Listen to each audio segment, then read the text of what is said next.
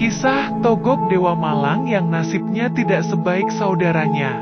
Togog adalah tokoh wayang yang memiliki julukan sebagai Dewa yang Malang, di mana tokoh ini ada di dalam kisah pewayangan Purwa yang cukup populer. Dia memiliki mata juling, hidung yang pesek, mulut mendower atau lebar tak bergigi, kepala botak, bahkan rambutnya hanya ditengkuk saja, bergelang, dan memiliki suara ngebes atau rendah besar. Keris adalah senjata utamanya yang selalu ia bawa kemana-mana juga dalam menghadapi musuh.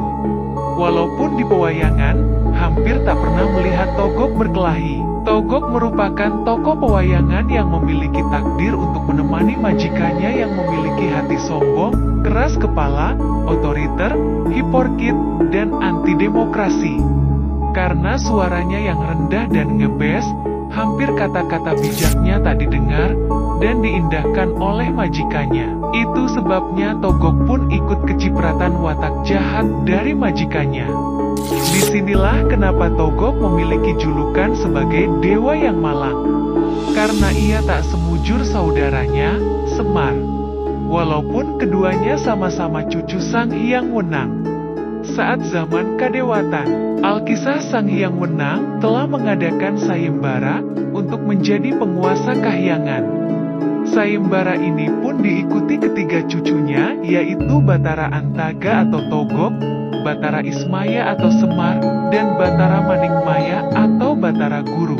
Sayembara itu syaratnya adalah menelang Gunung Jamur Dipa dan memuntahkan kembali secara utuh. Togog pun menjadi peserta urutan pertama, karena ia adalah yang paling tua. Namun ternyata Togog gagal melakukannya, malah akibatnya ia mengalami robek pada mulutnya. Selanjutnya Semar melakukannya. Ia berhasil menelan gunung tersebut secara utuh, namun Semar gagal memuntahkannya, hingga perutnya membuncit. Karena gunung tersebut musnah ditelan Semar, akhirnya yang memenangkan sayembara tersebut adalah Batara Guru yang merupakan cucu paling bungsu. Karena gagalnya Semar dan Togog, akhirnya mereka ditugaskan turun ke bumi untuk menjadi pamong dan penasihat alias pembisik arti kehidupan kepada manusia, agar manusia berbuat kebajikan. Naasnya, Semar yang berhasil menelan gunung mendapatkan hadiah berupa menjadi penasihat para ksatria berwatak baik. Sedangkan Togog yang gagal menelannya mendapat hukuman menjadi pamong para ksatria yang berwatak buruk. Inilah nasib malang yang dialami Togog. Ia pun harus menemani kaum aristokrat yang berhati busuk dari masa ke masa.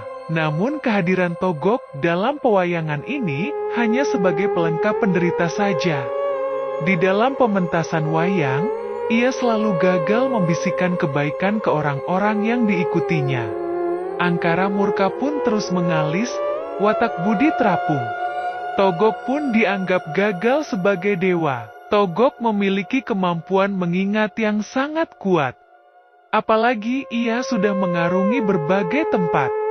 Dengan begitu, ia mendapat tugas sebagai pemandu jalan para raksasa yang diikutinya. Di sini Togog memiliki sifat jelek, yaitu tak memiliki kesetiaan. Terkadang Togog suka berganti-ganti majikan di setiap tempat dan setiap waktu. Togog yang memiliki nama lain Lurah Wijaya Mantri ini sering mendapat tugas mengantar bala tentara mengarungi negeri, berpindah tempat dari negeri satu ke negeri lain.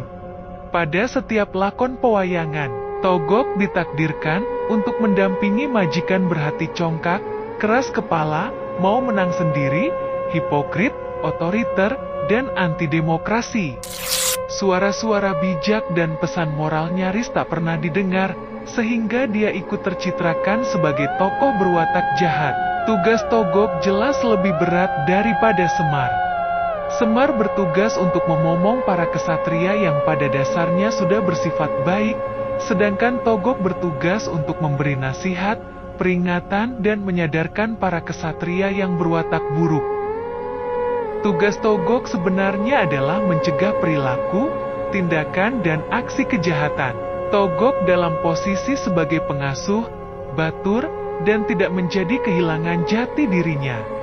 Uniknya, Togok tetaplah dianggap sebagai sosok yang memiliki kecerdasan sebagai dewata.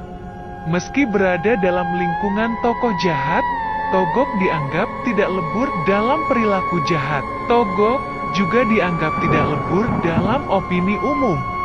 Tokoh Togok lebih mudah dikenali dalam pewayangan Jawa, karena ia memiliki ciri yang sangat khas sekali, yaitu mulutnya yang besar. Di mana mulut itu selalu digunakan untuk menasehati para majikannya, namun tak pernah diindahkan oleh majikannya. Padahal kata-kata yang diucapkan Togok cukup indah. Namun dengan simbol suaranya yang ngebas, bahkan kata-kata bijak pun tak terdengar sama sekali. Inilah nasib malang yang dialami Togok sebagai dewa yang malang.